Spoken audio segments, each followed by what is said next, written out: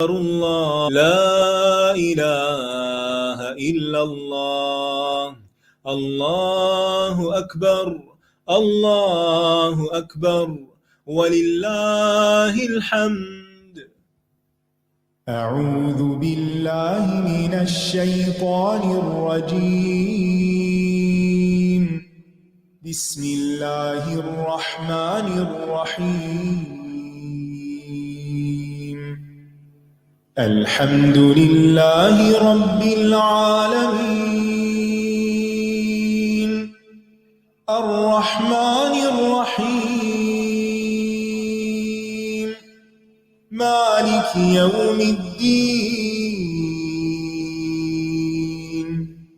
إياك نعبد وإياك نستعين. اهدنا الصراط المستقيم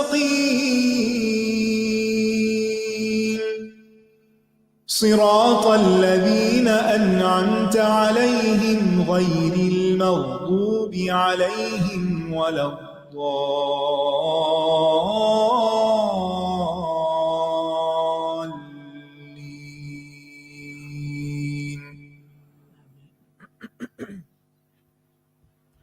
السلام علیکم ورحمۃ اللہ وبرکاتہ. کیا حال ہے سب کا؟ الحمدللہ. تو نماز میں کوئی اچھی سی نیت کی آپ نے؟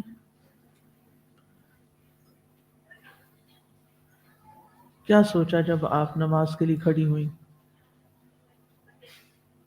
کہ میں نماز کی نیت کر رہی ہوں؟ تو دل میں کچھ خیال آیا کہ کچھ نہیں؟ کچھ نہیں. ایسے مجھے دیکھ رہے ہیں جیسے میں نے کوئی انوکھا سوال کر دیا یا یہ نہیں کرنا چاہیے. چند سیکنڈ کے لیے بھی اگر آپ نماز کے وقت چلیں، تراویح میں تو ایک کے بعد ایک وہ شروع ہو جاتی ہے، لیکن اگر فرض نماز میں ہی کم از کم آپ چند سیکنڈ صرف رک کے اللہ تعالیٰ کی طرف اپنی توجہ کریں.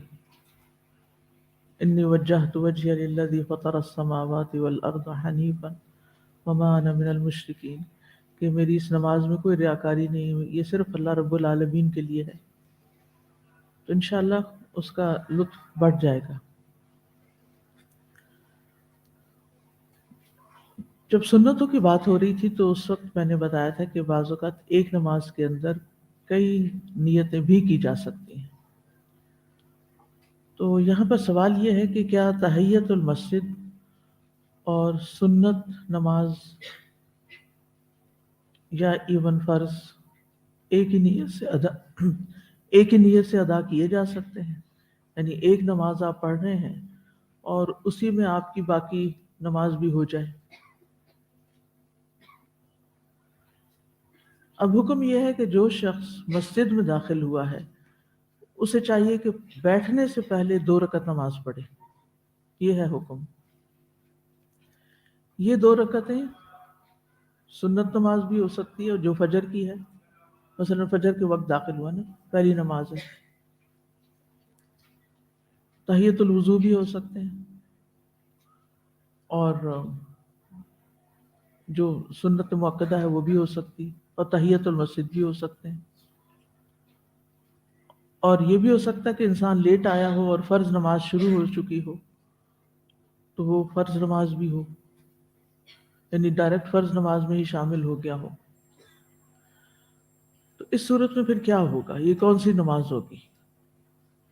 یہ ہوگی تو فرض نماز ہی، ٹھیک ہے. اس میں سنتیں شامل نہیں ہوں گی، داخل نہیں ہوں گی اس کے اندر، کیونکہ فرض اور سنت ملا کے نہیں پڑھے جاتے. فرض اور سنت الگ الگ پڑھے جاتے ہیں. انڈرسٹوڈ؟ ٹھیک ہے نا.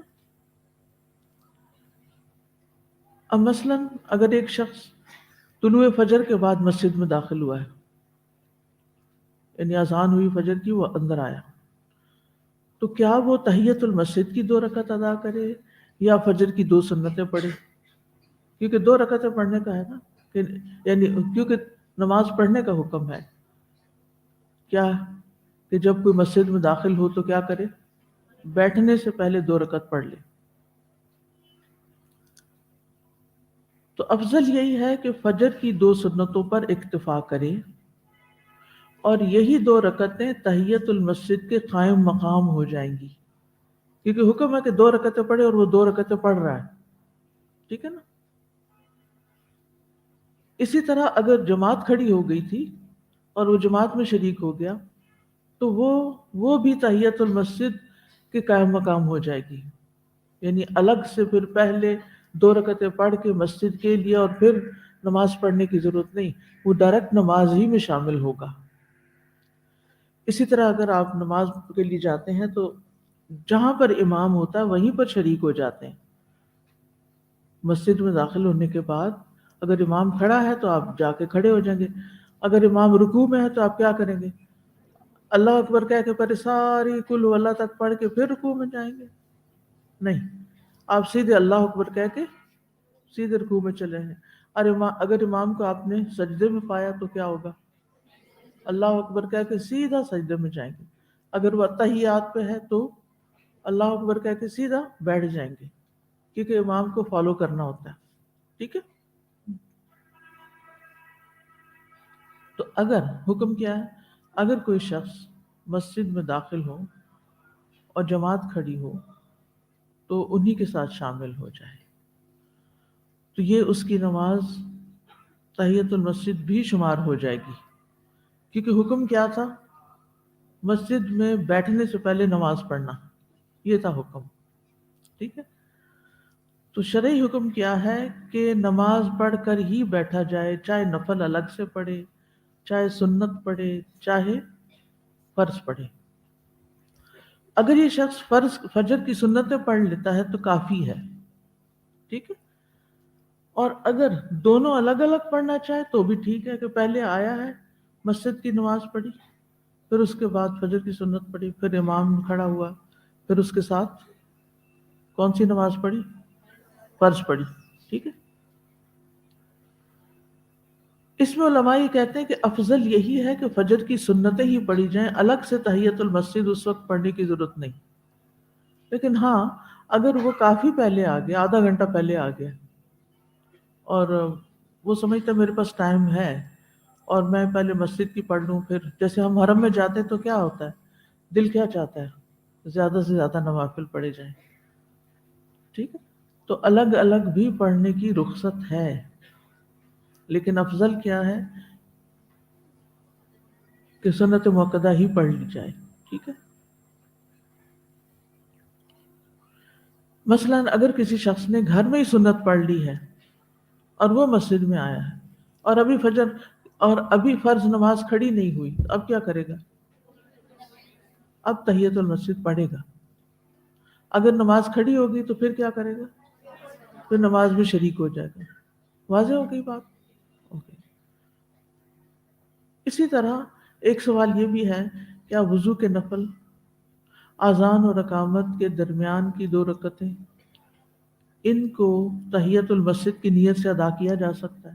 یعنی یہ 2-3 چیزیں اکٹھی ہو جائیں گی۔ تو اگر کوئی شخص وضو کر کے مسجد میں داخل ہوا ہو اور اذان ہو چکی ہو تو اس کے لیے درست یہی ہے کہ وہ 2 رکعتیں تحیت المسجد، وضو کے نفل اور اذان اور اقامت کے درمیان کی نماز بس 2 رکعتوں میں ہی پڑھ لے، سب کی نیت کر کے، تو انشاءاللہ تینوں نفل نمازوں کا ثواب مل جائے گا اس کو، ٹھیک ہے۔ الگ الگ نہیں کرنے کی ضرورت اس وقت، اچھا پہلے تو میں وضو کے نفل پڑھوں، پھر میں تحیت المسجد پڑھوں، پھر میں اذان اور اقامت کے بیچ کی نماز 2 رکعت، اس کی ضرورت نہیں۔ ایک دو رکعتیں جو ہیں اس میں ساری نیتیں شامل کی جا سکتی ہیں، لیکن فرض کے ساتھ نہیں۔ آپ یہ نہیں کر سکتے کہ فرض نماز میں باقی نمازیں بھی شامل کر لیں، فرض نماز الگ ہی ہوتی ہے، اوکے۔ چلیے ہم شروع کرتے ہیں۔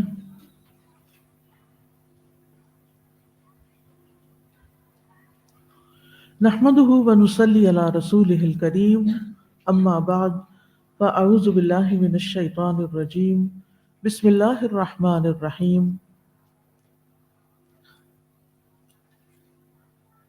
اللهم لك الحمد كله ومنك الفضل كله وإليك يرجع الأمر كله وبيدك الأمر كله وأهل أنت أن تحمد وأهل أنت أن تعبد وأنت الرب الرؤوف الرحيم لك الحمد حمدا كثيرا طيبا مباركا ملء السماوات وملء الأرض وملء ما بينهما وملء ما فوقهما وملء ما شئت من شيء بعد۔ اے اللہ، تیرے ہی لیے تمام قسم کی حمد ہے، تمام فضل و کرم تیری ہی طرف سے ہے، تمام کے تمام معاملات تیری طرف ہی لوٹائے جاتے ہیں اور تمام قسم کے معاملات تیرے ہاتھ میں ہیں۔ تو لائق ہے کہ تیری حمد کی جائے، تو اس لائق ہے کہ تیری عبادت کی جائے، اور تو شفقت کرنے والا مہربان رب ہے۔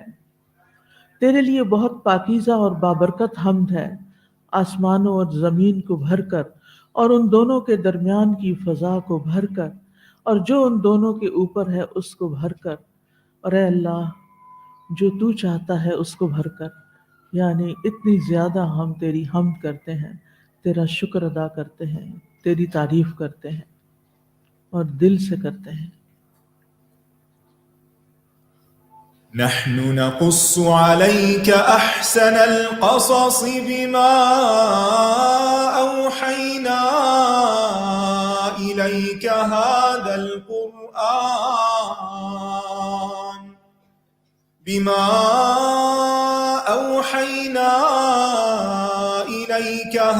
القرآن وإن كنت من قبله لمن الغافلين۔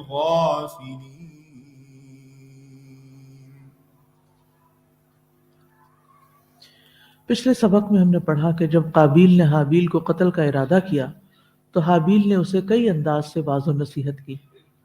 اس نے کہا اگر تم نے مجھے قتل کا پختہ ارادہ کر ہی لیا ہے تو بھی میں تمہیں قتل کرنے کے لیے ہاتھ نہیں اٹھاؤں گا تاکہ قاتل اور مقتول دونوں دوزخ میں نہ جائیں، اور میں تمہیں اس لیے بھی قتل نہیں کروں گا کیونکہ میں نہیں چاہتا کہ مجھ سے کوئی گناہ کی بات سرزد ہو، خواہ تم مجھ پر کتنا ہی ظلم کیوں نہ کرو، اور اگر تم نے مجھے قتل کر دیا تو میرے گناہ اور اپنے سارے گناہ تمہیں مل جائیں گے، پھر تم اہل جہنم میں سے ہو جاؤ گے، اور ظلم کرنے والوں کا ایسا ہی بدلہ ہوا کرتا ہے۔ تو اس کے بعد ہم دیکھتے ہیں کہ ہم نے آیت نمبر 29 کا تفصیلی مطالعہ کیا۔ آج ہم اس آیت سے حاصل ہونے والے فوائد کے بارے میں بات کریں گے۔ وَاتْلُ عَلَيْهِمْ نَبَأَ ابْنَيْ آدَمَ بِالْحَقِّ إِذْ قَرَّبَا قُرْبَانًا فَتُقُبِّلَ مِنْ أَحَدِهِمَا وَلَمْ يُتَقَبَّلْ مِنَ الْآخَرِ قَالَ لَأَقْتُلَنَّكَ قال إنما يتقبل الله من المتقين لئن بسطت إلي يدك لتقتلني ما أنا بباسط يدي إليك لأقتلك إني أخاف الله رب العالمين إني أريد أن تبوء بإثمي وإثمك فتكون من أصحاب النار وذلك جزاء الظالمين۔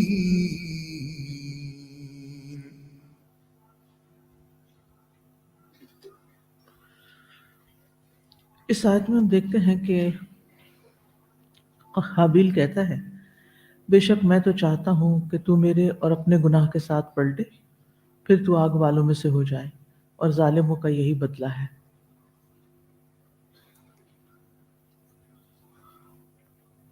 اس آیت سے یہ بات بھی پتہ چل رہی ہے کہ گناہ کے خوف سے اپنا دفاع نہ کرنے میں کوئی حرج نہیں، یعنی اگر انسان کو یہ سمجھ آ رہی ہو کہ اگر میں نے اپنا دفاع کیا یا بدلہ لیا تو میں ظالموں میں شمار ہو جاؤں گا، تو پھر کوئی حرج نہیں کہ وہ انسان اپنے حق سے دستبردار ہو جائے۔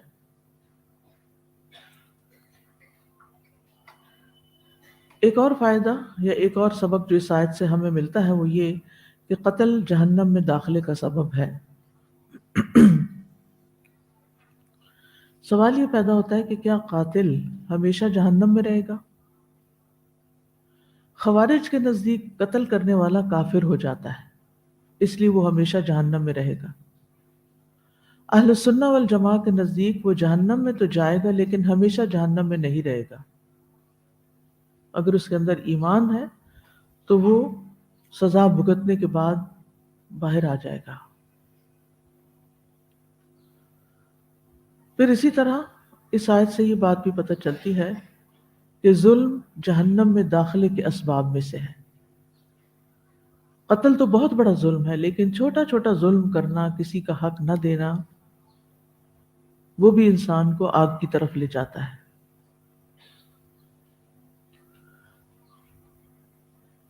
تو یہاں ظلم سے مراد کسی انسان کو قتل کرنا ہے، عام ظلم یہاں مراد نہیں ہے، سارے ظلم مراد نہیں ہیں۔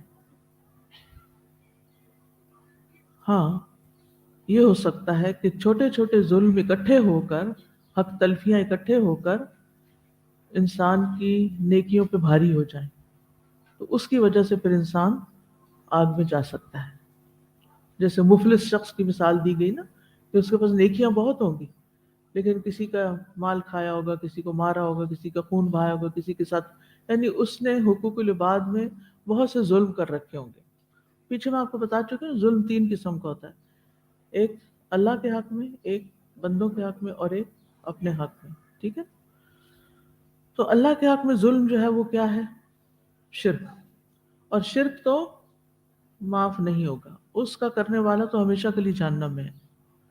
بندوں کے حق میں ظلم کیا ہے؟ کہ اگر بندے معاف کر دیں تو وہ ظلم معاف ہو جائے گا، اور اگر معاف نہیں کرتے تو پھر اللہ کا فیصلہ ہے، چاہے تو وہ مظلوم کو اپنی طرف سے کوئی نیکیاں دے دے اور اس ظالم کو اس کی توبہ اور انابت کی وجہ سے بخش دے، ٹھیک ہے؟ اور اگر اللہ تعالیٰ نہ چاہے، جس کو چاہے وہ عذاب بھی دے۔ تو چھوٹی چھوٹی اذیتیں جو ہیں ہم دوسروں کو دیتے ہیں، دوسروں پہ ظلم کرتے ہیں، ان سے بھی بچنے کی کوشش کرنی چاہیے، کیونکہ چھوٹے ظلم مل کے بڑے ہو جاتے ہیں اور انسان کی نیکیوں کو کھا جاتے ہیں۔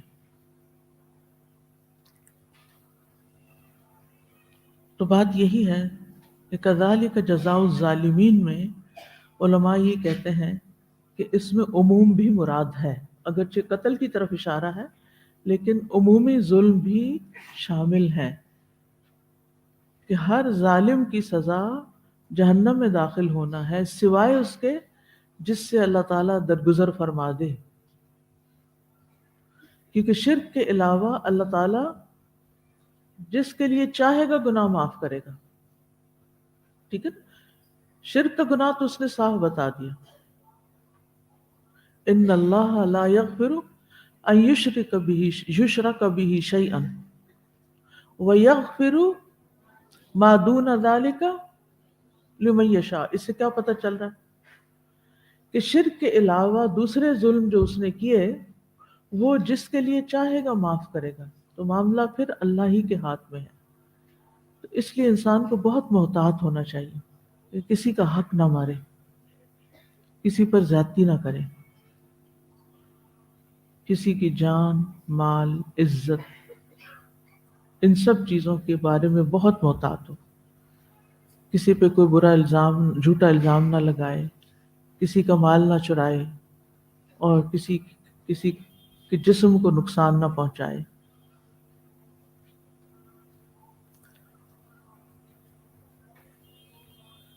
یہاں اس آیت کی روح سے ہمیں کچھ اپنا جائزہ بھی لینا ہے۔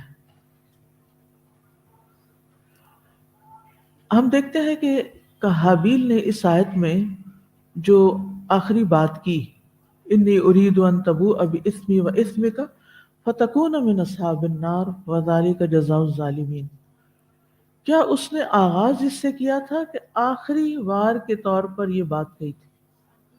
آخری بات پیچھے ہم اپنے ذاتی جائزے میں یہ بات کر چکے ہیں کہ ہم چاہتے ہیں کہ دوسروں کو کیا کریں، ہم؟ دوسروں کو نصیحت کریں، دوسروں کو اچھی باتیں بتائیں، دوسروں کو کچھ سکھائیں، چاہتے ہیں۔ جب انسان کسی کو کچھ بتانے لگتا ہے تو اس میں خیر کا پہلو بھی ہوتا ہے کہ جس کی وہ دعوت دیتا ہے، اور شر سے بچنے کی بات بھی کرتا ہے، اس میں وعد بھی ہوتا ہے، وعید بھی ہوتی ہے۔ پہلے کیا کرنا چاہیے؟ وعد، اور پھر آخر میں وعید ہونی چاہیے۔ یہ بہت اہم بات ہے، ٹھیک ہے نا؟ تو اس میں ہم دیکھتے ہیں کہ اس نے، یعنی یہ جو ہے حابیل، اس نے یہ بات سب سے آخر میں کہی تاکہ شاید اس بات، اتنی سخت بات کو سن کر وہ باز آ جائے اپنے ارادے سے۔ تو اس میں آپ دیکھیے کہ اگر کوئی شخص ابتدائی مرحلے پر کام نہیں کرتا، پیچھے میں آپ کو بتا چکی ہوں کہ انسان کو اگر کسی کو کوئی بات سکھانا ہے، سمجھانا ہے، تو اس کے ساتھ اپنے ریلیشن شپ کو اچھا کریں، ٹرسٹ بلڈ کریں، آپ اس کے لیے دل سے خیر خواہ ہوں، آپ حکمت کے تقاضے کے ساتھ بات کریں، اس وقت بات کریں جب آپ سمجھیں کہ دوسرا سننے کے قابل ہے، اور پھر اپنے اوپر مسلسل چیک رکھیں کہ آپ اگر کسی کو ڈائریکٹ یا انڈائریکٹ کوئی نصیحت کر رہے ہیں تو اس پر خود کتنا عمل کرتے ہیں، اور پھر اس کے پیچھے آپ کی نیت کیا ہے۔ بعض وقت میرے ساتھ ایسے ہوتا ہے کہ جیسے میں کوئی لیکچر دینے کے لیے کہیں گئی ہوں تو لوگ راہ چلتے آتے آتے مجھے بیچ میں لقمے دے رہے ہوتے ہیں، یہ بات ضرور کہیے گا، آج میری بیٹی آئی بھی ہے اور وہ حجاب نہیں کرتی، تو آپ نے حجاب پہ ضرور بات کرنی۔ اب چاہے میرا ٹاپک حجاب ہو یا نہ ہو، اب کیا میرے لیے ضروری ہے کہ میں ان کی نصیحت پر عمل کروں جو مجھے اس وقت مشورہ دیا جا رہا ہے؟ تو بات یہ ہے کہ آپ جب بھی بات کریں پوری سنسیئرٹی کے ساتھ بات کریں، اس بات پر پہلے خود عمل کریں، وہ کام پہلے خود کریں اور اس کو کرنے کی بھرپور کوشش بھی کریں، الا یہ کہ کوئی مجبوری ہو، کوئی عذر ہو، وہ اور بات ہے۔ اور پھر ایک ریلیشن شپ بلڈ کریں، دوسروں کی خیر خواہی کریں۔ اگر آپ کا ریلیشن شپ اچھا نہیں ہے نا کسی کے ساتھ، تو آپ کی بات اثر کر ہی نہیں سکتی۔ کیوں؟ اس لیے کہ وہ آپ کی ہر بات کو الٹ لے گا، جو آپ کہیں گے وہ سمجھے گا کہ یہ اپنے کسی مطلب کے لیے بات کہہ رہا ہے، یا وہ سمجھے گا کہ یہ مجھے کوئی بل پھیر دے کے بات کر رہا ہے، یہ مجھ سے کچھ چھپا رہا ہے، یا مجھے ٹانٹ کر رہا ہے، یا کوئی بھی اور اس کے دل میں بدگمانی ہو سکتی ہے۔ یا وہ آپ کو اپنے گھر کے اندر دیکھتا ہے کہ آپ نے خود کبھی وقت پہ نماز نہیں پڑھی اور آپ اس کو کہہ رہے ہیں کہ آپ وقت پہ نماز پڑھنے جائیں۔ بچوں کے ساتھ بھی ایسے، مار سے آغاز نہیں کریں، ڈانٹ سے آغاز نہیں کریں، بلکہ پہلے سکھائیں۔ ابتدا میں جب بچہ غلطی کرتا ہے نا، تو اس وقت پہلے اپنے اوپر آپ اپنا جائزہ لیں کہ کیا آپ نے اپنا حق ادا کر دیا؟ آپ نے اس کو سکھایا تھا، آپ نے اس کو بتایا تھا، اس کو آلریڈی یہ بات سمجھ آ چکی ہے؟ کیا اس کے بعد یہ کوئی غلط کام کر رہا ہے؟ یا پھر آپ نے کہ بچہ لا علمی میں کر رہا ہے؟ یہ بھی تو ہوتا ہے نا کہ بعض بچے لا علمی میں غلطی کر رہے ہوتے ہیں۔ بعض سٹاف ممبرز کو پالیسی کا پتہ ہی نہیں ہوتا کہ انہیں کون سا کام کیسے کرنا ہے، انہیں ٹریننگ ہی نہیں دی گئی ہوتی، اور ہم خود سے زیوم کر لیتے ہیں، خود ہی ہم ان سے توقع رکھ بیٹھتے ہیں کہ یہ تو انہیں پتہ ہی ہونا چاہیے۔ کئی دفعہ ایسا تو لوگ تانا بھی دیتے ہیں، اگر کسی کو ہے نا مجھے پتہ نہیں تھا، کیوں نہیں پتہ تھا؟ تمہیں پتہ ہونا چاہیے. کتنے عام ہیں یہ جملے. بالکل ٹھیک ہے، پتہ ہونا چاہیے تھا لیکن نہیں پتہ تھا. اب مثال کے طور پر آپ دیکھیں کہ آپ گھر میں موپ لگا رہی ہیں اور فرش گیلا ہے. جس رخ پہ آپ کھڑی ہیں وہاں سے تو سارا گیلا نظر آ رہا ہے، لیکن ایک دوسرا شخص گھر سے باہر سے اندر آ رہا ہے، اس کو فرش سوکھا نظر آ رہا ہے. اب وہ اندر داخل ہوا ہے، آپ کیا کریں گی؟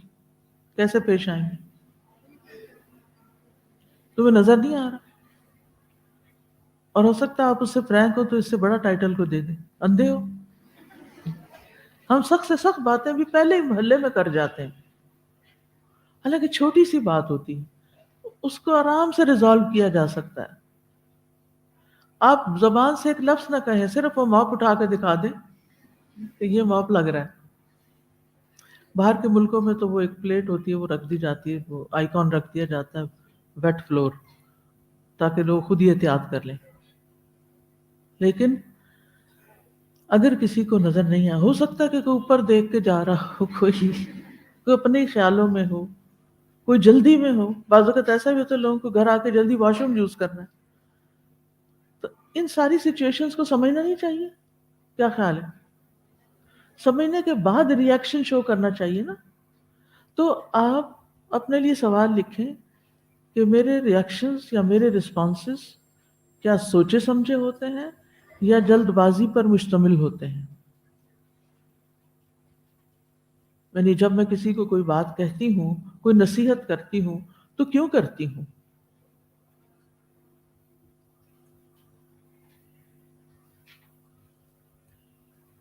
تو اب آپ دیکھیں کہ جو بات حابیل نے آخر میں آ کے کہی، اگر آپ لوگوں کو پہلے جملے میں یہ بات کہیں گے درس دیتے ہوئے کہ یہ کام کرو ورنہ جہنم میں جاؤ گے، تو پھر کیا ہوگا؟ اگلے دن شاید وہ درس سننے نہ آئے آپ کا. اب آپ کہیں گے لوگ اتنے خراب ہیں کہ ان کو ذرا دلچسپی نہیں ہے دین کی بات سننے سے، وہ شکر نہیں کرتے ان کے محلے میں قرآن کا درس دیا جا رہا ہے اور وہ ٹس سے مس نہیں ہوتے، گھر سے نہیں نکلتے. سارا بلیم ہم کس کو کر رہے ہوتے ہیں؟ سارا الزام ہم دوسروں کو دے رہے ہوتے ہیں. ہم جی بچوں کو بھی پہلے مرحلے پر اللہ کا ڈر ڈالا جاتا ہے. ٹھیک ہے، اللہ کا خوف بہت سی برائیوں سے روکتا ہے، لیکن اس سے پہلے یہ تو بتائیں اللہ ہے کون، اور کنیکشن تو ڈیولپ کریں، اور یہ بتائیں کہ اس کے ساتھ ہمارا کیا تعلق ہے.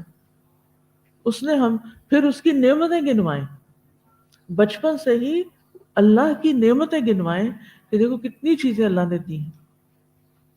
میں جب اپنے بچوں کے ساتھ کھانے کی ٹیبل پہ بیٹھتی تھی تو جیسے ایک اورنج کھولا تو اس میں بھی دکھاتی ہوتی تھی ان کو کہ دیکھو اللہ تعالیٰ نے جوس کا ایک ایک ڈراپ آپ کے لیے پیک کر کے بھیجا ہے، کتنا خوبصورت. وہ آپ کھولتے ہیں نا جب اس کو ایسے کر کے کھولتے ہیں تو وہ بالکل ایسے لگتا ہے جیسے ایک ایک ڈراپ الگ سے ایک چھوٹی جھلی میں پیکنگ میں پیک ہو کے یہاں ساتھ لگا ہوا ہے.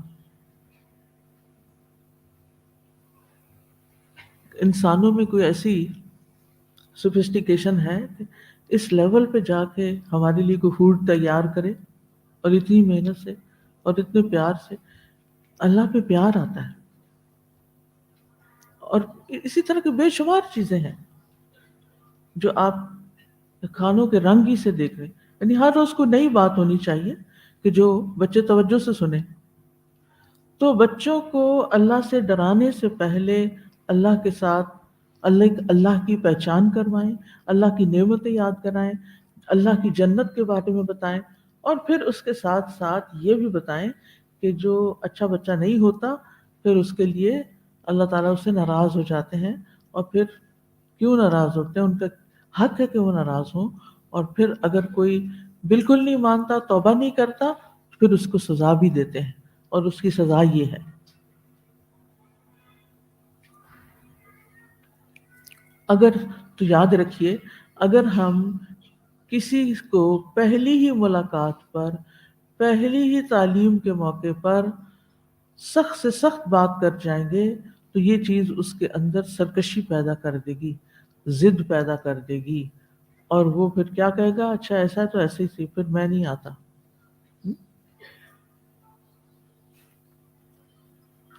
تو رشتہ داروں سے اعتماد کی فضا بنائے بغیر ایسے جملے کہنا خطرے سے خالی نہیں ہے، چاہے لڑائی جھگڑے کا موقع ہو، چاہے غصہ نکالنے کا کوئی وقت ہو، چاہے نصیحت کا وقت ہو، کوئی بھی وقت. یعنی آپ صرف یہ ایکسکیوز نہیں کر سکتے کہ مجھے غصہ آ گیا تھا اس لیے میں نے ایسا کیا. غصے میں ہی انسان ایسی باتیں کرتا ہے. پھر اسی طرح جیسے پہلے بھی بات ہوئی تھی کہ جب آپ کسی کو یہ سب کچھ کہیں تو خود اپنے اندر تزکیے کی محنت سے گزرے، اپنا محاسبہ کرتے رہیں اور اس سلسلے میں محنت سے کام لیں. آپ کے جملے صرف لفظ نہ ہوں، آپ کے دل کی آواز ہو، آپ کے احساسات کے ترجمان ہوں. یعنی نصیحت کے جملے کیسے ہوں؟ یہ میں تبلیغ اور نصیحت یہاں کہاں لے آئی ہوں، کیوں لائی ہوں، یہ بھی بتائیں مجھے. میں یہ باتیں کیوں کریں، کیا یہ irrelevant ہے یا کوئی ان کا تعلق بنتا ہے اس قصے سے؟ حابیل یہاں ایک بہت پائس انسان کی طرح، باوجود اس کے کہ اس کے اندر قدرت ہے کہ وہ مقابلہ کر سکے، وہ کس طریقے سے اپنے بھائی کو سمجھا رہا ہے، اور ایک بھائی کو یا ایک بہن کو اپنے بھائیوں کو بہنوں کو کس طرح سمجھانا چاہیے، اس میں ہمارے لیے بہت سے سبق ہیں. تو کنتم خیر امت اخرجت للناس تأمرون بالمعروف وتنہون عن المنکر. یہ امت کی پہچان ہے. کیا؟ امر بالمعروف و نہی عن المنکر. ہمیں کسی نہ کسی لیول پر، گھر میں یا گھر سے باہر، معاشرتی لیول پر، چھوٹے پیمانے پہ بڑے پیمانے پہ یہ کرنا پڑتا ہے. اس کے یہ پہچان ہے اس امت کی کہ یہ امت دوسروں کو برائی کرنے نہیں دیتی. انہیں پہلے تو سمجھاتی ہے امر بالمعروف کر کے، پھر نہیں مانتے تو ان کو منکر سے ڈراتی ہے، سمجھاتی ہے، لیکن یہ نہیں کہ انسان یہ کام چھوڑ دے. کچھ لوگ کہتے ہیں کون سا یہ ہم پہ فرض ہے اور کون سا عورتوں پہ فرض ہے. آپ کو پتہ ہے یہ مومنات کی خصوصیت ہے، یہ مومنات کی صفت ہے. کہاں بیان ہوئی ہے مومنات کی یہ صفت؟ کہاں بیان ہوئی ہے؟ سورۃ التوبہ میں آخر میں آخری حصے میں آتا ہے نا 10ویں پارے کے. ذرا یہ آیت تلاوت کریں پارا. والمؤمنون والمؤمنات، بے شک دیکھ کے کریں. بعضهم اولیاء بعض یأمرون بالمعروف وینہون عن المنکر ویسارعون فی الخیر. مائک لیجیے، مائک دیجیے.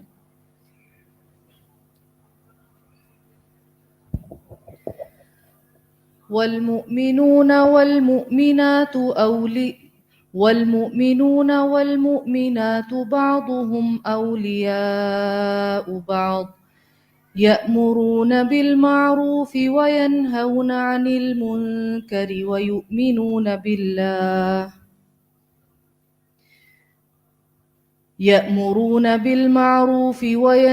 عن المنكر ويقيمون الصلاة ويؤتون الزكاة ويطيعون الله ورسوله أولئك سيرحمهم الله إن الله عزيز حكيم. جی، کتنی ساری صفات ہیں یہاں مومن مردوں اور عورتوں کی. عورتوں کا الگ نام لیا گیا ہے جس میں سب سے پہلے ان کی پہچان امر بالمعروف اور نہی عن المنکر، دوسری پہچان عبادات، یقیمون الصلاۃ و یؤتون الزکوٰۃ، کیونکہ نماز اللہ کا حق ہے اور زکوٰۃ بندوں کا حق ہے. آگے کیا ہے؟ وَيُطِيعُونَ اللَّهَ وَرَسُولَهُ، اور باقی زندگی کے معاملات میں بھی وہ اللہ اور اس کے رسول کی اطاعت کرتے ہیں. ایسے لوگوں پر اللہ تعالیٰ ضرور رحم فرمائے گا. سَيَرْحَمُهُمُ اللَّهُ. ہم چاہتے ہیں اللہ تعالیٰ ہم پہ رحم فرمائے کیونکہ اس کی رحمت کے بغیر تو جنت میں جا نہیں سکتے. لیکن کیا ہم وہ کام کر رہے ہیں جس سے اللہ کی رحمت ملتی ہے؟ ویسے بھی قرآن پڑھتے ہوئے غور و فکر کرنا چاہیے، تدبر کرنا چاہیے کہ وہ کون سے کام ہیں جن کو کرنے کے بعد اللہ کی رحمت آتی ہے. جیسے ایک اور جگہ پر بھی آتا ہے ایک ذکر رحمت کا، جب قرآن پڑھا جا رہا ہو تو کیا کرو؟ چپ رہو. اور کیا کرو؟ خاموشی اختیار کرو اور غور سے سنو. لعلکم ترحمون، تاکہ تم پہ رحم کیا جائے. تو مجھے سمجھ نہیں آتی کہ اگر آپ کو کسی وجہ سے آگے جگہ نہیں ملی اور پیچھے بیٹھ گئے ہیں، تو اسی کلاس کے اندر اگر قرآن پڑھایا جا رہا ہے اور آپ پڑھ رہے ہیں تو پیچھے کوئی باتوں کرنے کی گنجائش ہوتی؟ کیا خیال ہے؟ یہ صرف آگے بیٹھے ہوئے لوگوں کے لیے حکم ہوتا ہے یا اس حال میں موجود تمام لوگوں کے لیے حکم ہے؟ تمام لوگوں کے لیے ہے نا، الا یہ کہ کوئی بہت ہی ایمرجنسی کی بات ہو، کوئی بہت ضروری بات ہو تو وہ اور بات ہے، ورنہ آپ اشارے سے بھی کام لے سکتے ہیں. تو اللہ تعالیٰ کی رحمت پانے کے لیے قرآن پڑھتے ہوئے خاموشی اختیار کرنی چاہیے. اسی لیے اگر لوگ گھر میں باتیں کر رہے ہیں تو پھر بہت اونچا نہ پڑھیں تاکہ وہ گناہ گار نہ ہو، کیونکہ بعض اوقات جگہ ہی کوئی نہیں ہوتی، ایک ہی لابی ہے، سارے وہیں بیٹھے ہیں.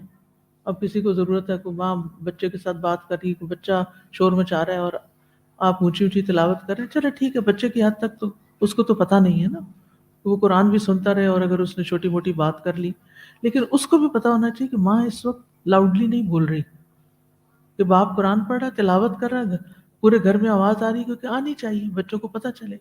اور آج کل ماشاءاللہ قرآن کا مہینہ ہے رمضان، تو اس اعتبار سے بھی گھروں کے اندر ایک بہار ہونی چاہیے، یعنی قرآن کی آواز کچھ نہ کچھ اونچی ہونی چاہیے. اور اس میں پھر یہ کہ باقی گھر والے احترام کریں، انہیں اگر کوئی بات کرنی ہو، زیادہ بات کرنی ہے تو پھر کسی اور جگہ پر چلے جائیں، گھر سے باہر نکل جائیں، آگے پیچھے ہو جائیں. تو یہ بھی اللہ کی رحمت پانے کی چیز ہے. تو امر بالمعروف اور نہی عن المنکر، آپ دیکھیے ہم سب بعض اوقات اپنے حالات سے بڑے تنگ ہوتے ہیں، بڑے پریشان ہوتے ہیں، اور ہمیں یہ نہیں پتہ چلتا ہم کریں کیا. اب بعض خواتین تو ان کو پینک اٹیک ہو جاتے ہیں گھروں کی پریشانیوں کی وجہ سے، غم میں ڈوبی ہوئی ہوتی ہے سر سے پاؤں تک، بے جان لاش کی طرح بس صرف ضروری موومنٹ کر رہی ہوتی، اور دل ان کے غم سے بھرے ہوئے ہوتے ہیں. کیا ایسی ہی زندگی گزارنی چاہیے؟ کیا یہی مومن عورت کے لیے حسنہ ہے؟ نہیں. ٹھیک ہے کوئی وقتی غم آ جاتا ہے، چلا جاتا ہے، لیکن مستقل طور پر غم میں رہنا تو کوئی بات نہیں. پھر اس وقت سوچا کریں کہ ایسا کیوں ہو رہا ہے میرے ساتھ، میں کہاں کمی کر رہی ہوں. کل ہی مجھ سے کسی نے اپنا ایسے ہی رو رو کے اپنا کوئی مسئلہ بیان کیا، اور ساتھ ہی کہا میں اتنی دعائیں کرتی ہوں، میری دعائیں قبول نہیں ہوتی، اللہ کہاں ہے. تکلیف ہوئی، مجھے لگا میں تیر مار دیا کسی نے میرے دل میں، کہ جب میں نے یہ لفظ سنے کہ اللہ کہاں ہے. اللہ تو ہماری شہرت سے بھی ہمارے قریب ہے، وہ تو سنتا ہے، ہماری سرگوشیاں بھی سنتا ہے. لیکن ہمیں بھی تو سوچنا چاہیے نا کہ ہماری دعائیں کیوں نہیں قبول ہو رہی، ہم پہ رحم کیوں نہیں ہو رہا، رحمت کیوں نہیں آ رہی ہم تک، جو وہ رحمت جو ہم چاہتے ہیں کہ ہم پر ہو جائے اور ہماری مشکل آسان ہو جائے. ہوتا یہ کہ شادی سے پہلے ہم قرآن بھی پڑھ لیتے ہیں، ہم کچھ درس تدریس بھی کر لیتے ہیں، ہم کو تبلیغ بھی کر لیتے ہیں. جب شادی ہوتی ہے تو پھر ہم اپنی پوری جنت اپنے گھر کو بنانا شروع کر دیتے ہیں، اگلی جنت بھول جاتے ہیں. ہم امر بالمعروف نہی عن المنکر حتیٰ کہ اقامت صلاۃ اور زکوٰۃ سب بھول جاتے ہیں، اور عام روزمرہ زندگی میں اللہ اور اس کے رسول کی اطاعت بھی بھول جاتے ہیں. تو پھر ہم تو اولئک سے نکل گئے نا جو یہ کام کرتے ہیں. کتنے لوگ نمازوں کی پابندی بھی چھوڑ دیتے ہیں، اس میں کوتاہی کرنے لگتے ہیں. اور کتنی خواتین زکوٰۃ کے مسائل کی پوری کتاب پڑھنے کے باوجود بھی زکوٰۃ دینے سے کتراتی ہیں. میرے پاس تو پیسے ہی نہیں، میں تو کماتی نہیں، ہے تو میرے شوہر کا فرض ہے. کس کو ادا کرنی چاہیے؟ شوہر کو کرنی چاہیے یا مجھے کرنی چاہیے یا میرے والدین کو کرنی چاہیے جنہوں نے مجھے اتنا زیور دے دیا؟ پتہ ہی نہیں. کیوں نہیں پتا؟ آپ کو پتا ہونا چاہیے تھا. آپ کو زیور لینے کا پتہ ہے، آپ کو زکوٰۃ دینے کا نہیں پتا. ہاں کتنی عجیب بات ہے. تو لیتے ہوئے ہی آپ کو سوچ لینا چاہیے کہ آپ کے اوپر ذمہ داریاں کیا آ رہی ہیں.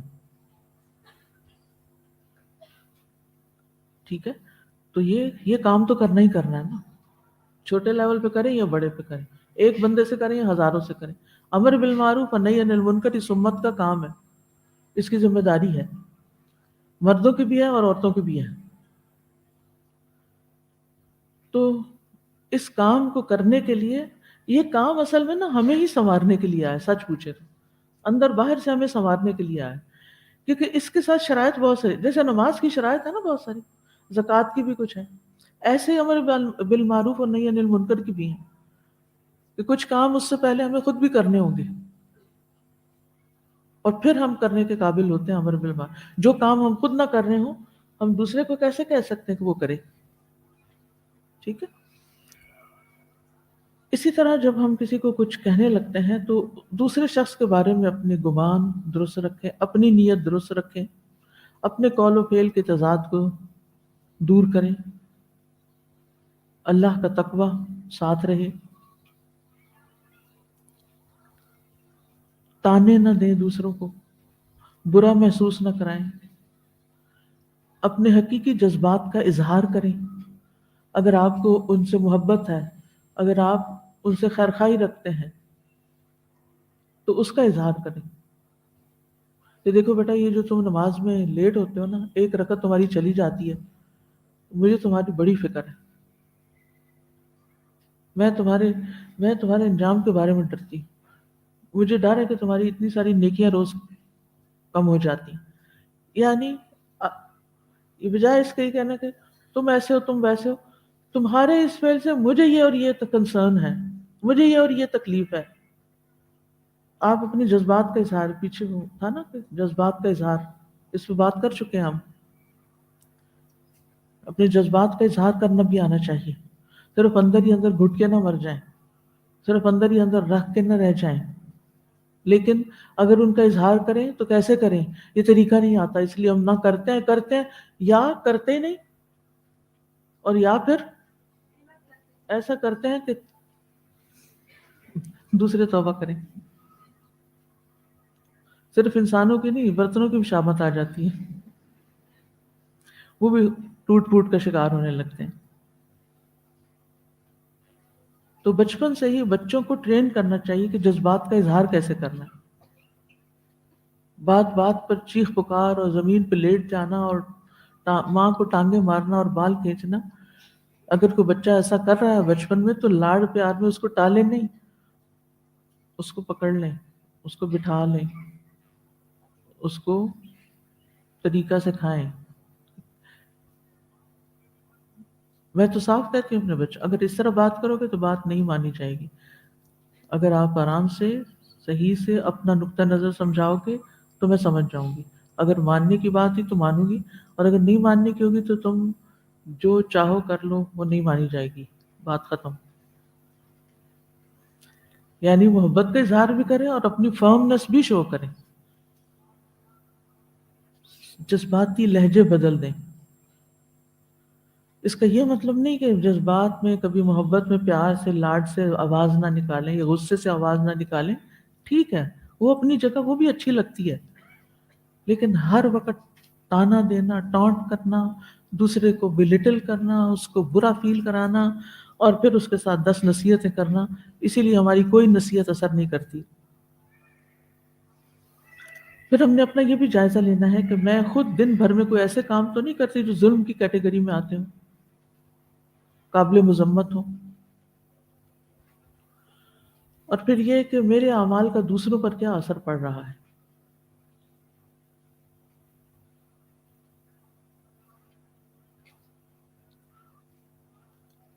تو اپنی ذات کے بارے میں فکر مند ہو ہم، کہ جو کچھ ہم کر رہے ہیں، جو بھی ہمارے ایکشنز ہیں، چاہے تنہائی کے ہیں، تنہائی کے ایکشنز کے بارے میں بھی ہم نے پڑھا تھا کہ اس میں اگر انسان اکیلے میں حرام کام کرتا ہے لوگوں کی نگاہوں سے بچ کر، تو اس کے باقی اعمال بھی برباد ہونے لگتے ہیں، نیکیاں بھی ضائع ہونے لگتی ہیں۔ تو اپنی ذات کے حوالے سے، اپنے ریلیشن شپ کے حوالے سے، اپنے کام کے حوالے سے اپنا محاسبہ جاری رکھیں۔ اب ہم اگلی آیت کی طرف آتے ہیں، آیت نمبر 30۔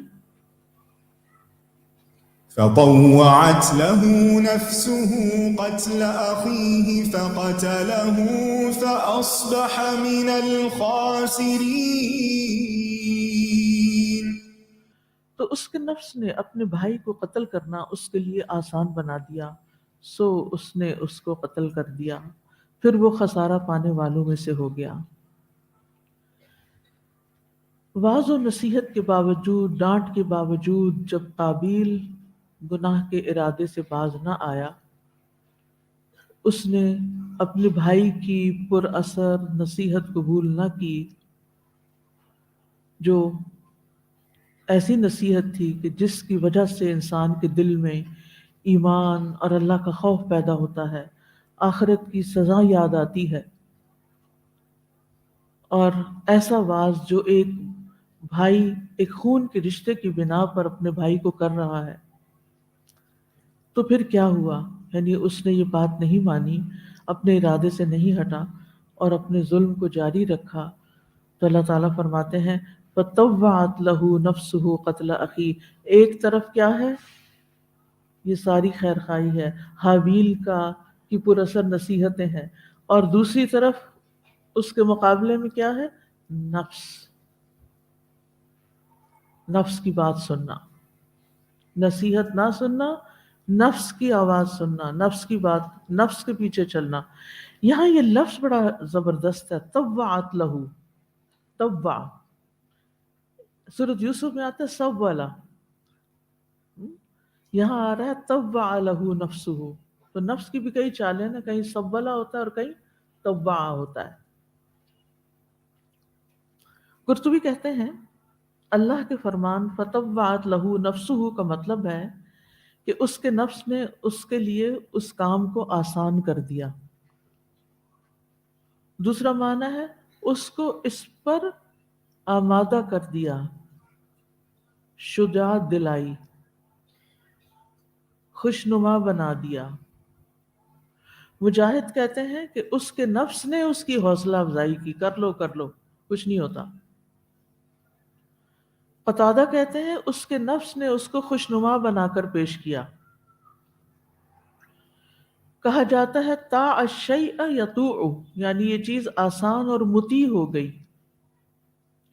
تو مطلب کیا ہوا کہ قابیل کے نفس نے اس کے بھائی کی نصیحتوں کے باوجود اس کے لیے کام کو آسان بنا دیا، مزین کر دیا، خوشنما کر دیا، اس کو اس کام پر اکسا دیا، اس کا ساتھ دیا، اس کی مدد کی۔ اب یہ جو باریک فرق ہے سبلت اور طوعت کا، یہ بھی یہاں بیان کرتی جاؤں تاکہ نفس کو آپ سمجھ سکیں کہ نفس ہمارے ساتھ بھی ہے نا، تو ہمیں کس طرح بہکاتا ہے۔ ان النفس لامارۃ بالسوء، نفس تو ضرور با ضرور، لام تاکید کا ہے، ضرور با ضرور، امار بہت زیادہ حکم دیتا ہے، کس کا؟ بالسوء، برائی کا۔ تو ابلیس کے بعد اندر کا دشمن نفس جو ہے وہ معمولی چیز نہیں ہے، اور ہم میں سے ہر ایک کے ساتھ وہ انسان کے اعمال اور ارادوں اور ایکشنز کو اپنے مطیع کرنا چاہتا ہے، اپنے تحت کرنا چاہتا ہے، اور انسان کو مسلسل ایسی چیزوں کا حکم دیتا رہتا ہے جو اس کے لیے نقصان دہ ہے، الا یہ کہ کسی نے نفس کا کیا کر لیا ہو، تزکیہ۔ سب کو جواب آنا چاہیے تھا، ٹھیک ہے، نفس کا علاج کر لیا ہو یا تزکیہ کر لیا ہو، کیونکہ اللہ تعالیٰ فرماتے ہیں قد افلح من زکاہا۔ اب جب نفس زکا ہو جائے گا، تزکیہ ہو جائے گا اس کا، تو پھر وہ بہت زیادہ برائی کا حکم نہیں دے گا، وہ نفس لوامہ بن جائے گا جو الٹا ملامت کرے گا غلط کام کرنے پر، اور پھر اگر اس کی ملامت آپ نے سن لی تو وہ نفس کیا بن جائے گا؟ نفس مطمئنہ۔ اور یہ ہمارا ٹارگٹ ہونا چاہیے کہ ہم نے اپنے نفس کو نفس مطمئنہ بنانا ہے، اس کو قابو کرنا ہے، اس کو ٹیم کرنا ہے، اس کی تربیت کرنی ہے، ہم نے اس کو اپنے اوپر حاوی نہیں ہونے دینا، بلکہ اس کو سیدھا کر دینا ہے۔ آپ نے دیکھا تھا نا اقوال سلف میں کس طرح وہ اپنے نفس کو خطاب کر کے اپنے آپ کو خود ہی ڈانٹ ڈپٹ کرتے رہتے تھے۔ نفس آرام طلب ہوتا ہے، نفس چالیں چلتا ہے، بہانے بناتا ہے، چیزوں کو خوشنما بنا دیتا ہے، ایک بری سی چیز کو ایک بہت اچھی چیز بنا کے پیش کرتا ہے۔ تو نفس کے لیے ایک لفظ آتا ہے سولت لہو نفسہ، تو یہ ہوتا ہے مشقت اور کوشش کے بغیر کام کا ہو جانا، مشقت اور کوشش کے بغیر، یعنی اس نے مزین کر کے دکھایا کسی چیز کو، کسی چیز کو اٹریکٹیو بنا کے دکھایا تو انسان اس طرح مائل ہو گیا، بات ختم۔ اور طبعات میں کوشش اور وقت درکار ہوتا ہے، طبعات نفس کو مطیع کرنے میں کوشش اور وقت لگتا ہے۔ تو قابیل ادھر نصیحتیں سن رہا تھا، اس سے پہلے کبھی دنیا میں کوئی قتل نہیں ہوا تھا، کوئی مرا نہیں تھا، تو ایک عجیب سا یعنی موقع تھا، تو ڈاواڈول تھا، اور کرتے کرتے کرتے ایک دن اس نے پھر بھائی کو مار ہی ڈالا، نفس حاوی ہو گیا۔ انسان کے اندر ایک جنگ ہوتی ہے نا، کروں کہ نہ کروں، کروں کہ نہ کروں، کروں کہ نہ کروں، کوئی بھی غلط کام جب ہوتا ہے تو کچھ لوگ کیا کرتے ہیں، نفس کو کنٹرول کر لیتے ہیں، ضبط نفس، جیسے روزے میں آپ نے اپنے آپ کو کنٹرول کیا ہوا نا کھانے پینے سے، کیا خیال ہے؟ تبھی تو روزہ ہوتا ہے۔ تو اسی طرح بعد میں بھی ہم کنٹرول کر سکتے ہیں، کیا واقعی ہم کنٹرول کر لیتے؟ نہیں کر پاتے۔ کتنے لوگ ہیں جو ڈائٹ کرتے ہیں، پھر لوگوں کو بتاتے بھی رہتے ہیں اپنا گلٹ دور کرنے کے لیے، بس ہم وہ چیٹ کر لیا تھا، ہم نے فلاں ہو گیا تھا، کیا ضرورت ہے ان باتوں کی؟ آپ چیٹ بھی کرتے ہیں اور آپ اللہ اعلان ذکر بھی کرتے ہیں، یہ باتیں دوسروں کو سنانے کی تو نہیں، دوسرے سنیں گے تو وہ بھی چیٹ شروع کر دیں گے۔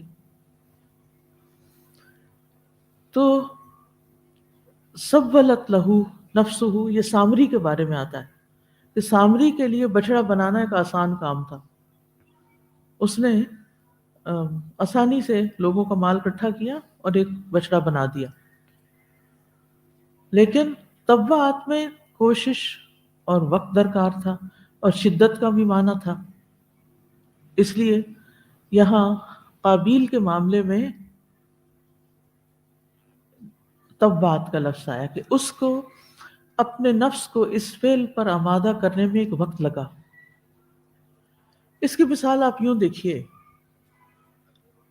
آپ دو بہنیں ہیں، ٹھیک ہے، ایک بہن الوداع میں پڑھتی ہے، روز قرآن سنتی ہے، اور ایک بہن یونیورسٹی میں پڑھتی ہے اور ایک ایسے ماحول میں رہتی ہے کہ جس میں کیا ہے، کوئی اللہ رسول کا نام نہیں۔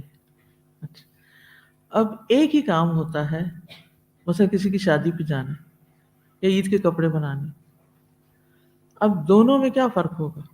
ایک آسانی سے وہ کام کر لے گا جس سے اللہ اور اس کے رسول نے منع کیا، ایسے کپڑے خریدنا، ایسی چیز، ایسی جیولری، ایسا حجاب، ایسے کام، کوئی فرق نہیں پڑا، آسانی سے، کوئی بغیر کسی تکلف کے چلو کرو، کیونکہ ساری دنیا کر رہی ہے نا ان کے آس پاس۔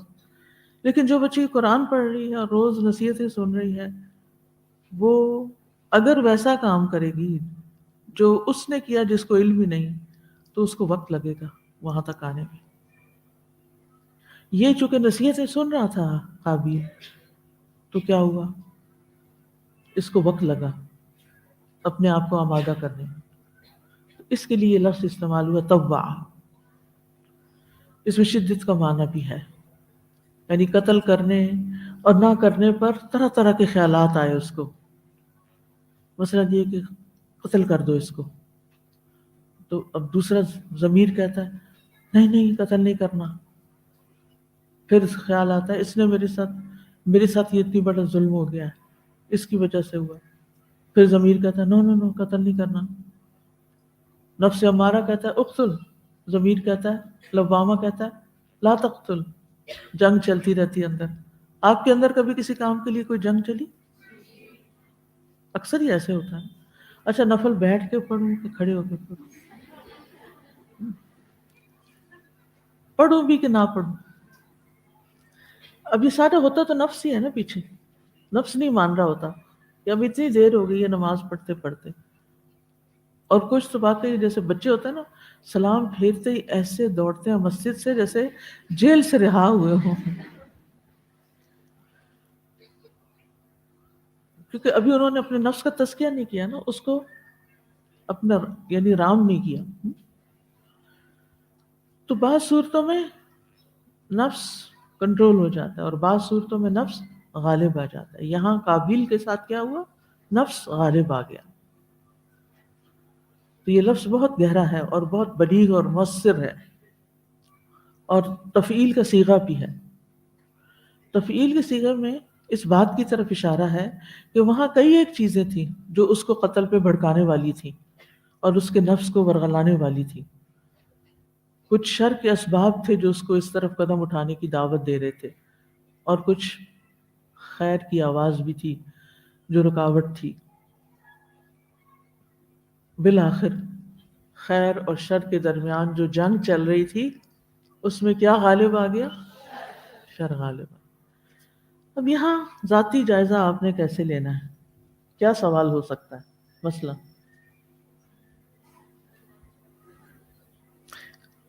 مثلا آپ صدقہ کرنے لگتے ہیں نا، اس وقت بھی یہ جنگ چل پڑتی. آپ نے کوئی بھی نیکی کا کام کرنا ہے، کسی کے ساتھ کوئی بھلائی کرنی ہے، کسی کو کوئی خدمت کرنی ہے، ایون گھر کا ہی کوئی کام کرنا ہوتا ہے، ایک کشمکش ہو رہی ہوتی. پھر اپنا جائزہ لیتے رہنا ہے کہ کیا چیز غالب آئی، نفس امارہ غالب آیا یا لوامہ غالب آیا.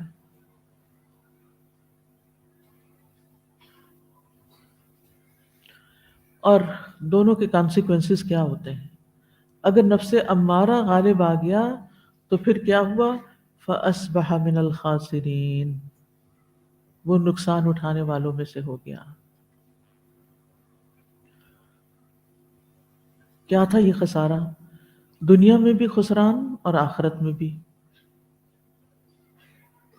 قابیل کو حابیل کے قتل ناحق کی سزا دنیا میں ہی فوری طور پر دے دی گئی، جیسے کہ حدیث میں آتا ہے، سنن نبی داؤد کی حدیث ہے، رسول اللہ صلی اللہ علیہ وسلم نے فرمایا، کوئی گناہ اس لائق نہیں کہ اللہ تعالیٰ اس کے کرنے والے کو دنیا میں جلدی سزا دے دے اور اس کے ساتھ آخرت میں بھی اس کی سزا جمع رکھے، جیسے کہ ظلم و زیادتی اور قطع رحمی. ظلم اور قطع رحمی کی سزا انسان کو دنیا میں بھی ملتی ہے. قابیل کے حق میں یہ دونوں گناہ جمع ہو گئے، اور اس سے ظلم بھی ہوا اور اس نے قطع رحمی بھی کی، اور اس کے علاوہ اس کے لیے آخرت میں سزا جو ہے وہ الگ ہے. اب دیکھیے کہ ایک بھائی جب بھائی کو مار دیتا ہے تو وہ ایک معمولی بات نہیں ہوتی. رحم کے رشتوں کو کاٹنا، یعنی قتل ویسے ہی برا ہے، آپ اخبار میں پڑھتے ہیں، لیکن جب کوئی ایسی خبر پڑھتے ہیں کہ بھائی نے بھائی کو مار ڈالا یا ماں نے بچے کو مار ڈالا تو بہت تکلیف ہوتی ہے، کیونکہ اس میں قطع رحمی ہے. بھائی بھائی کا سہارا ہوتا ہے، بھائی بھائی کا بازو ہوتا ہے، مددگار ہوتا ہے، دونوں کے درمیان ایک مضبوط رشتہ ہوتا ہے. تو اگر انسان بھائی کو ہی کاٹ دے تو گویا اس نے اپنی مدد اور اپنے تعاون کے راستے کاٹ دیے. پھر اسی طرح آپ دیکھیں کہ جب انسان کوئی جرم کر لیتا ہے نا، تو جرم کرنے کے بعد ہو نہیں سکتا کہ انسان کے اندر ہم و غم کا طوفان نہ اٹھ جائے. گناہ اور ظلم و زیادتی دل کے اندر توحش پیدا کرتے ہیں. توحش کیا ہوتا ہے؟ وحشت. وحشت کیا ہوتی؟ خوف ہی کی ایک قسم ہوتی، ڈر سا لگنے لگتا ہے. وحشت، کہیں چین نہیں آتا، کہیں قرار نہیں آتا. گناہ کی لذت بہت وقتی ہوتی ہے، تھوڑی دیر کی ہوتی ہے، بس ذرا سی دیر کی، چاہے کسی بھی قسم کا حرام کام ہو. لیکن اس کے بعد کیا ہوتا ہے؟ دنوں تک، صرف دن کو نہیں، رات کو بھی نائٹ میئرز آتے ہیں، برے برے خواب آتے ہیں. انسان خواب میں بھی ڈرتا ہے. کچھ لوگ تو خواب میں بولنا بھی شروع کر دیتے ہیں، یعنی وہ یوں لگتا ہے کہ جیسے ابھی بھی وہ مار رہے ہوں کسی کو اور پھر وہ چیخنے لگتے ہیں.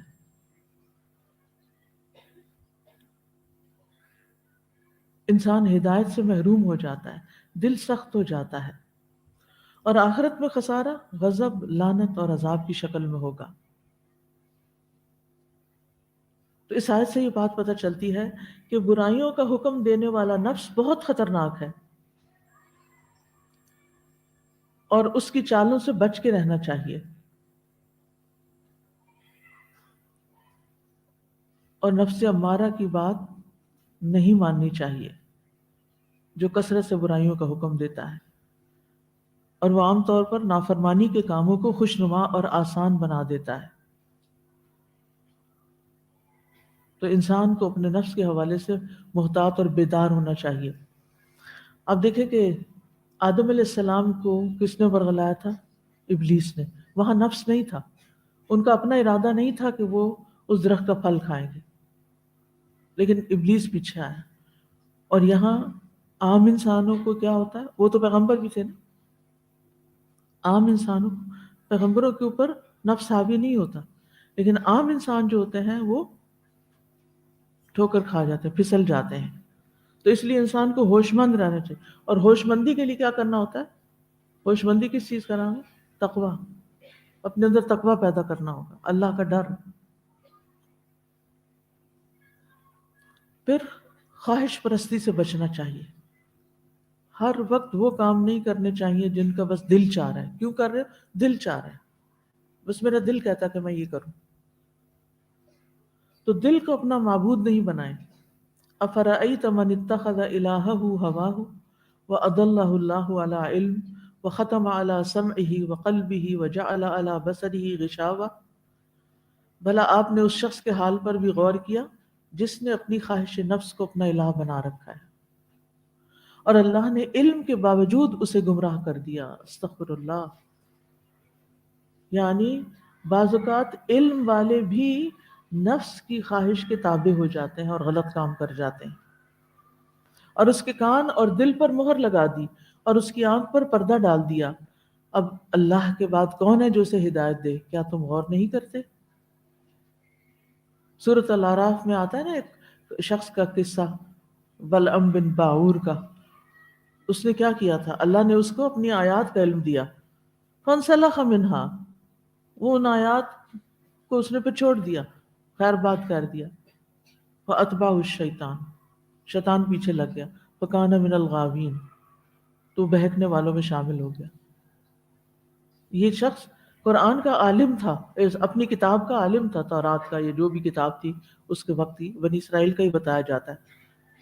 لیکن پھر کیا ہوا؟ اس نے وہ لبادہ جو چڑھایا تھا پڑھ پڑھ کے اتار دیا۔ اور کتنے لوگ ایسے ہوتے ہیں کہ جو دین پڑھتے ہیں، اس طرف آتے ہیں، لیکن پھر دنیا کی کشش ان کو دین سے دور کر دیتی۔ کتنی بچیاں ایسی ہوتی ہیں، بڑے شوق سے حجاب لیتی ہیں، نقاب بھی لے لیتی ہیں، اور بڑی تقوی والی اور پائس ہو جاتی ہیں۔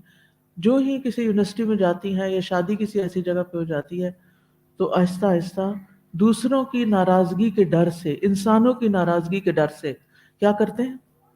سب کچھ رخصت ہونے لگتا ہے۔ پھر لباس ان کی مرضی کا، باتیں ان کی مرضی کی، مصروفیات ان کی مرضی کی۔ کہاں گیا ایمان؟ یعنی ایمان میں خلل واقع ہو چکا ہے، نقص واقع ہو چکا ہے۔ اگر آپ ان ساری مصیبتوں سے بچنا چاہتے ہیں تو اپنے ایمان پر مضبوطی سے جمے رہیں، اس پر کام کرتے رہیں، ایسے ماحول سے جڑے رہیں، کیونکہ پھر ہوتا یہ ہے کہ انسان کانفلکٹ کے ڈر سے اپنے خاص دوستوں سے جو دین پر ہوتے ہیں ان سے ملنا جلنا بھی چھوڑ دیتا ہے، وہاں آنا جانا بھی چھوڑ دیتا ہے، کیونکہ وہ فیس نہیں کر سکتا، اب وہ ایک طرف ہونا چاہتا ہے۔ تو ایسا نہیں کریں کہ اگر دین میں آئے تو صرف دین والے بن جائیں اور دنیا کا آپ کو پتہ ہی نہ ہو، پتہ ہو لیکن اپنی چوائس سے دنیا کے غلط کام چھوڑے ہوئے ہوں، اور اگر دنیا کی طرف گئے تو آپ سارا دین ہی اتار پھینکیں۔ تو یہ مثال وہ سورۃ الاعراف والے اس عالم کی ہے۔ اللہ تعالیٰ فرماتے ہیں وَلَوْ شِئْنَا لَرَفَعْنَاهُ بِهَا وَلَكِنَّهُ أَخْلَدَ إِلَى الْأَرْضِ وَاتَّبَعَ هَوَاهُ۔ ہم چاہتے تو ان آیات کے ساتھ اس کو بلندی عطا کرتے، لیکن وہ زمین کی طرف جھک گیا، دنیا کی طرف جھک گیا اور اپنی خواہشات کی پیروی کی۔ تو یہ خواہشات، ان سے الرٹ ہونا بڑا ضروری ہے۔ رسول اللہ صلی اللہ علیہ وسلم نے فرمایا مجھے اپنی امت کے بارے میں 3 چیزوں کا ڈر ہے: بخیلی جس کی اطاعت کی جائے، خواہش نفس جس کی پیروی کی جائے۔ یہ آپ نے اپنی امت کے بارے میں کہا تھا کہ میری امت ایسا کرے گی تو مجھے اس کا ڈر ہے، اور گمراہ کن امام جو لوگوں کو مس لیڈ کرتے ہیں۔ پھر اس آیت سے پتہ چلتا ہے کہ قتل کا جرم تمام جرائم سے بڑا ہے، فَأَصْبَحَ مِنَ الْخَاسِرِينَ، جس سے انسان دنیا اور آخرت کا نقصان اٹھاتا ہے۔ قتل کا جرم کعبے کو ڈھا دینے اور پوری دنیا کو ختم کر دینے سے بھی بڑا ہے، تو اس لیے شریعت نے وہ دروازے ہی بند کر دیے جو قتل تک لے جانے والے ہیں۔ نبی صلی اللہ علیہ وسلم نے فرمایا، تم میں سے کوئی بھی اپنے مسلمان بھائی کی طرف ہتھیار سے اشارہ نہ کرے، یعنی تلوار سے، چھری سے، کینچی سے، سوئی سے، کسی بھی ایسی چیز سے کہ جس سے بس وہ مذاق کر رہا ہو۔ بعض لوگ تو پسٹل لے کے ہاتھ میں لوڈ کر کے مذاق کر رہے ہوتے ہیں، اور کئی دفعہ دوسرے کو لگنے کے بجائے خود اپنے کو ہی لگ جاتی۔ ایسے کتنے ہی واقعات سنے ہوں گے آپ نے کہ اپنی ہی چلائی ہوئی گولی سے مر گیا انسان۔ تو اس چیز سے منع کیا گیا ہے کہ مسلمان بھائی کی طرف ہتھیار سے اشارہ بھی نہیں کرنا، کیونکہ وہ اس کے انجام کو نہیں جانتا۔ ممکن ہے کہ شیطان اس کے ہاتھ سے وار کرا دے، پھر وہ دوزخ کے گڑھے میں جا گرے۔ اب اس میں کتنی نیت تھی، کتنا ارادہ تھا، یہ قتل خطا تھا، اللہ ہی بہتر جانتا ہے۔ ابو ہریرہ رضی اللہ عنہ سے روایت ہے کہ ابو القاسم صلی اللہ علیہ وسلم نے فرمایا، جس نے اپنے بھائی کی طرف لوہے کے کسی ہتھیار سے اشارہ کیا تو اس پر فرشتے لعنت کرتے رہتے ہیں یہاں تک کہ وہ اس کام کو ترک کر دے، چاہے وہ اس کا سگا بھائی ہی کیوں نہ ہو۔ سن لیجئے، جیسے کسی کو ایسے چھری سے ایسے اشارہ کیا تو فرشتے لعنت کرتے ہیں ایسے شخص پر۔ جی، مائیں خود کر رہی ہوتی ہیں۔ آپ نے اگر کسی کو کچھ بتانا ہے اور آپ کے پاس چھری کے علاوہ یا کینچی کے علاوہ کچھ نہیں تو اس کا رخ موڑیے۔ مثلا یہ دھار کا یعنی یہاں نوک ہے تو ایسے کر کے کیجیے کہ دیکھیں یہ ایسے کرنا ہے، اس طرف، اگر ضرورت پیش آتی۔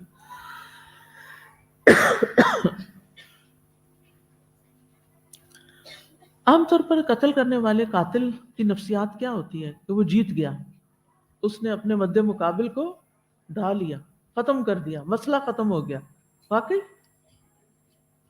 وہ کامیاب ہو گیا۔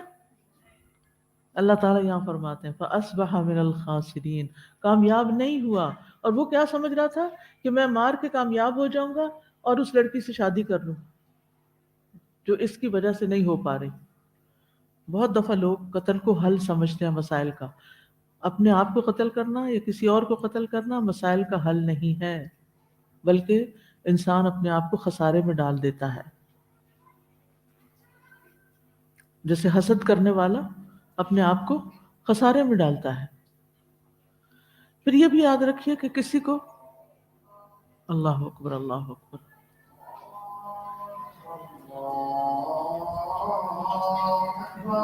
اللہ اکبر، اللہ اکبر،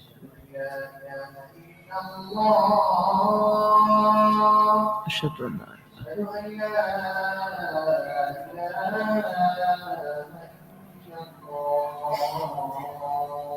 اشہد ان لا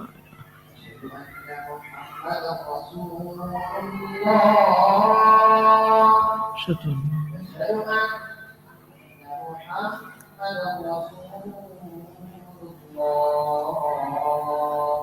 اشہد ان لا حول ولا قوة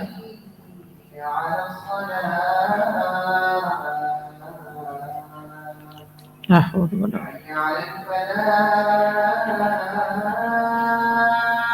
لا حول ولا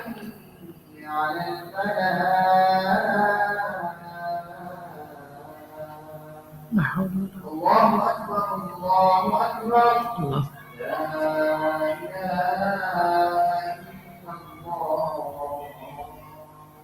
لا الہ الا اللہ محمد رسول اللہ اللہم رب هذه الدعوة التامة والصلاة القائمة آت محمدا الوسيلة والفضيلة وابعثه مقاما محمودا الذي وعدته یا حی یا قیوم برحمتک نستغیث یا رب العالمین یا ارحم الراحمین یا ذا الجلال والاکرام یا من بیدہ ملکوت السماوات والارض۔ یا اللہ تو ہم پر رحم فرما، ہمیں ہمارے نفس کے شر سے بچا، یا اللہ ہمیں نیک کاموں کی توفیق عطا فرما۔ اللہم وفقنا لما تحب وترضى، اللہم انی اسألک فعل الخیرات وترک المنکرات وحب المساکین وأن تغفر لي وترحمني وأن تغفر لي وترحمني وأن تغفر لي وترحمني وإذا أردت فتنة قوم فتوفني غير مفتون أسألك حبك وحب من يحبك وحب عمل يقربنا إلى حبك ربنا تقبل منا إنك أنت السميع العليم وتب علينا إنك أنت التواب الرحيم وصلی اللہ تعالی علی خیر خلقہ محمد وآلہ واصحابہ اجمعین برحمتک یا ارحم الراحمین۔ بس آخری بات یہ ہے کہ کسی کو قتل کرنا اگرچہ بہت بڑا بہت بھیانک جرم ہے لیکن یہ اسے ایمان سے خارج نہیں کرتا۔ آپ دیکھیے کہ یہاں پر اللہ تعالیٰ فرماتے ہیں فَطَوَّعَتْ لَهُ نَفْسُهُ قَتْلَ أَخِيهِ، وہ بھائی ہی ہے، یعنی اللہ تعالیٰ نے اس کو اخوت کے وصف کے ساتھ متصف کیا، حالانکہ یہاں بیان ہو رہا ہے کہ اس کے نفس نے اسے یہ کام آسان کر دیا اس کے لیے، یعنی اس نے اس کو قتل کر دیا مراد ہے۔ تو اخوت کا رشتہ پھر بھی باقی ہے۔ قصاص کے معاملے میں بھی آتا فمن عفی لہ من اخیہ شیء فاتباع بالمعروف، وہاں بھی اخ کا لفظ آتا ہے، بھائی، یعنی اسلامی بھائی چارہ باقی رہتا ہے۔ آتا ہے نا یا ایھا الذین آمنوا کتب علیکم القصاص فی القتلى الحر بالحر والعبد بالعبد والانثى بالانثى فمن عفی لہ من اخیہ شیء فاتباع بالمعروف واداء الیہ باحسان۔ مطلب کیا اس کا؟ پھر جسے اس کے بھائی کی طرف سے کچھ معاف کر دیا جائے تو معروف طریقے سے پیچھا کرنا اور اچھے طریقے سے اس کے پاس اسے پہنچا دینا لازم ہے، یعنی جو دینا ہے اس کو آسان طریقے سے ادا کر دیا جائے۔ تو اللہ تعالیٰ سے دعا ہے کہ وہ ہمیں ہمارے نفس کی چالوں سے محفوظ رکھے۔ وآخر دعوانا ان الحمد للہ رب العالمین۔ سبحانک اللہم وبحمدک اشہد ان لا الہ الا انت استغفرک واتوب الیک۔ السلام علیکم ورحمۃ اللہ وبرکاتہ۔ فاقصص القصص لعلهم يتفكرون اللهم صل على محمد وعلى آل محمد كما صليت على إبراهيم وعلى آل إبراهيم إنك حميد مجيد اللهم بارك على محمد وعلى آل محمد كما باركت على إبراهيم وعلى آل إبراهيم إنك حميد مجيد